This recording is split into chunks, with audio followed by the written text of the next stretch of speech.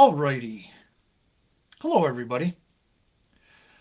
I wanted to come on here to do a short video. First off, saying thank you very much for 7 wonderful years. Today, November 15th, marks 7 years since we've started this. Uh, it began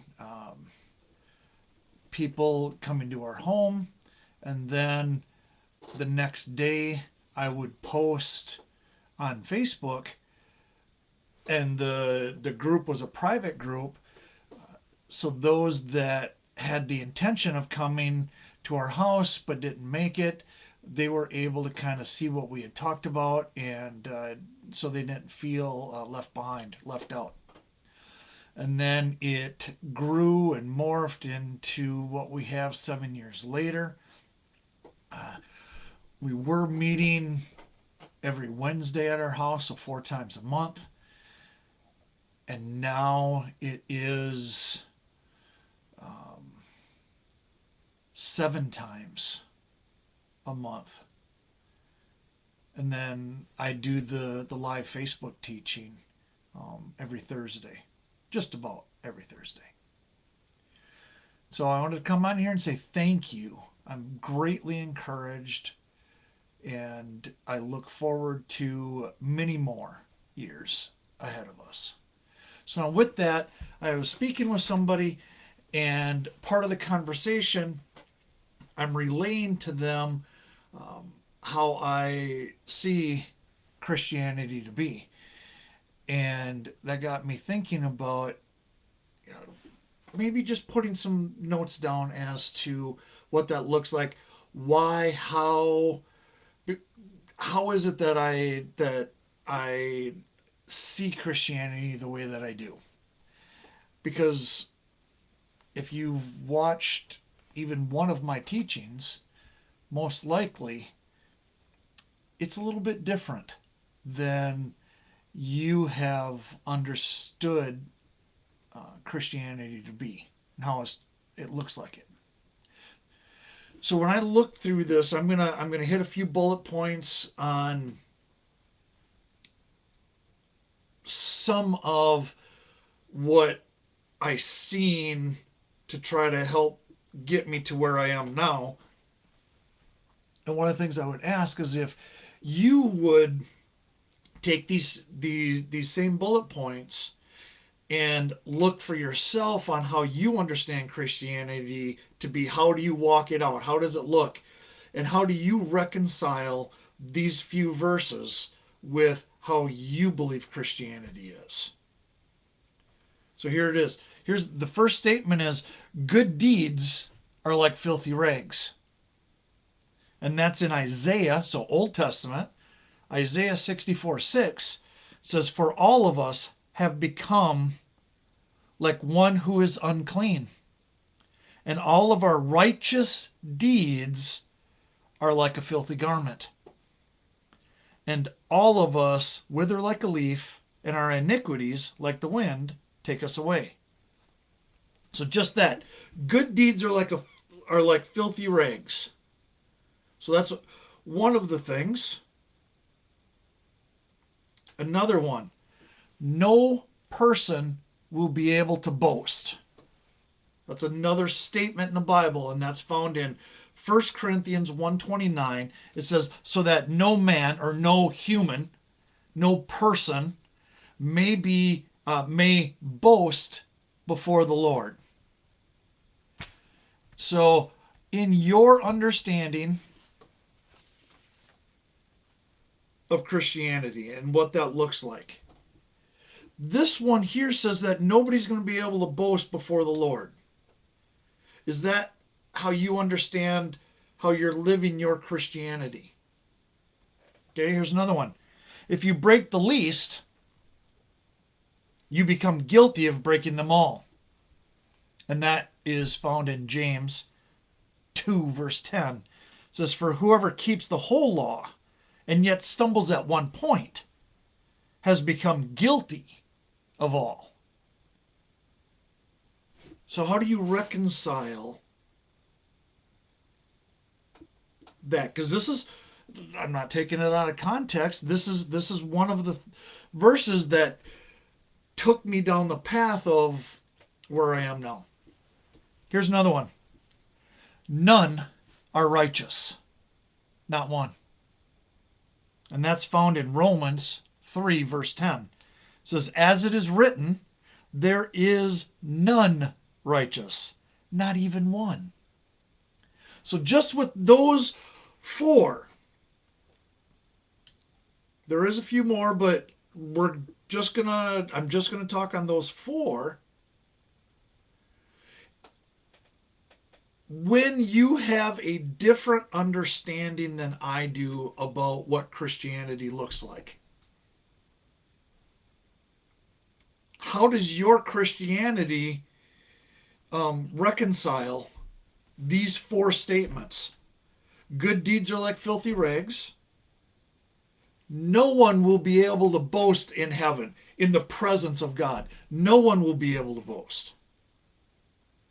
Which means that it cannot be based on your performance or lack of performance. And then if you break the least, if you break one, not only are you guilty of breaking that one, but breaking that one makes you guilty of breaking all of them. I know some of you are like, well, that's just not how this works. It's in James 2:10.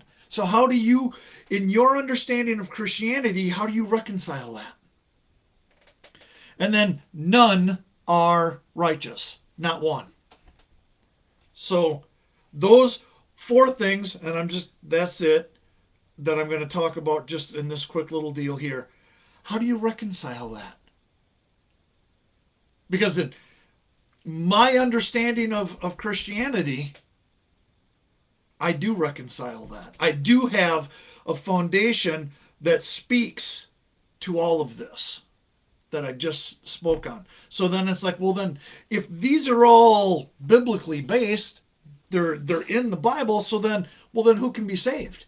If my good deeds are like filthy rags and it can't be based on my performance, either good or bad, because otherwise I would be able to boast, right? I did all these bad things and yet I'm here, neener, neener, neener, right? I just didn't do those bad things or whatever. And, well, if I broke one, I'm guilty of breaking them all. Well, that's just not right. I mean, I don't know how. And then it's like, none are righteous, not one. So then who can be saved? Well, with man, it's impossible, but not with God. For all things are possible with God. Matthew 19, verses 23 through 26 says, and Jesus said to his disciples, truly I say to you, it is hard for a rich man to enter the kingdom of heaven. Again, I say to you, it is easier for a camel to go through the eye of a needle than for a rich man to enter the kingdom of God. When the disciples heard this, they were very astonished and said, then who can be saved? And looking at them, Jesus said to them, with people, this is impossible. But with God, all things are possible. My understanding of Christianity is this. Here's some of the bullet points, and then I'll be done here. It says, here's one. Seek his righteousness, not your own.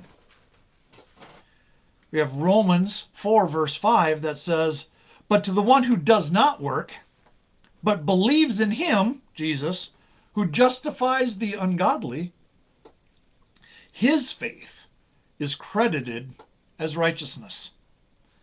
And then in Matthew 6:33, but seek first his kingdom and his righteousness, and all these things will be added to you. So that, I think, takes care of how do you get?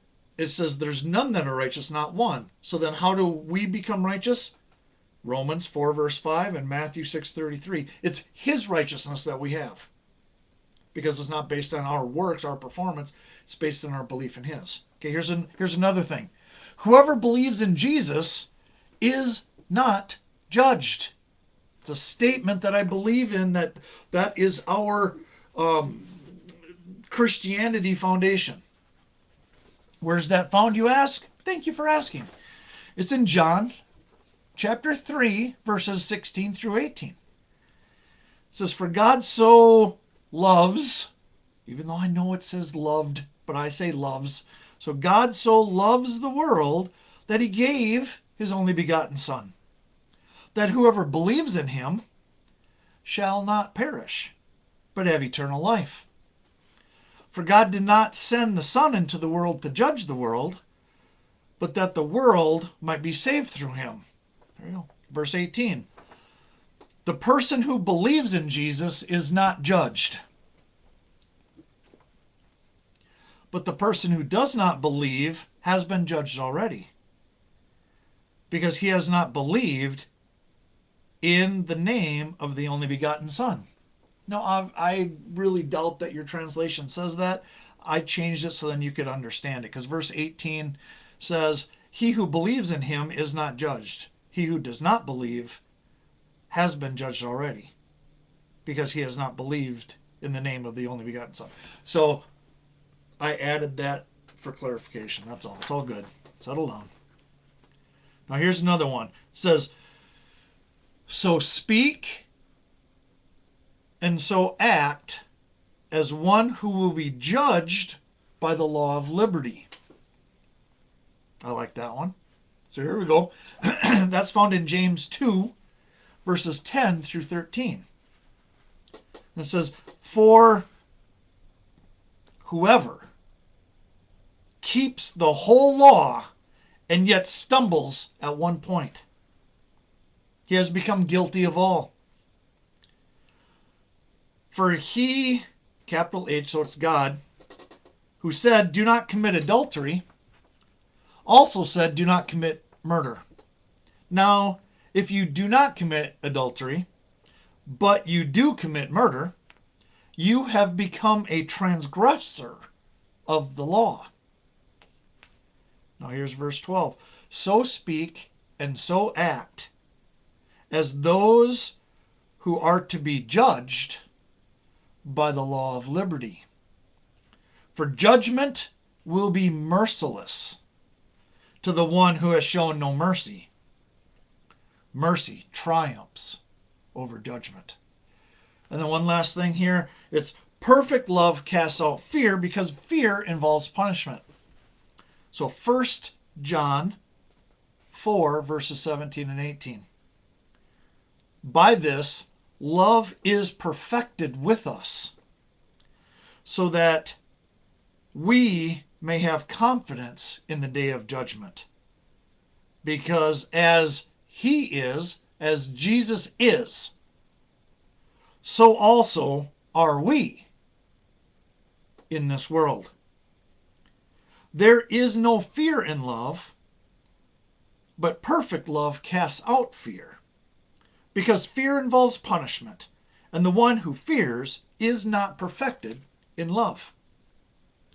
So hopefully this gives you a little bit of clarification on why I have the stance that I have in Christianity, how I came about it. There was no way that I was able to reconcile my good deeds are like filthy rags, and that nobody's going to be able to boast standing in heaven before the Lord, and that if you break the least of the laws, you're guilty of breaking them all, and there's none that are righteous, not one. Just those four, taking what most people that I've been around, their understanding of how Christianity looks, I wasn't able to reconcile those four verses. But when I look at, well, we seek his righteousness, not our own, which is in Romans and in Matthew. Okay, that makes sense to me. And that whoever believes in Jesus is not judged. Okay. And then being judged by the law of liberty because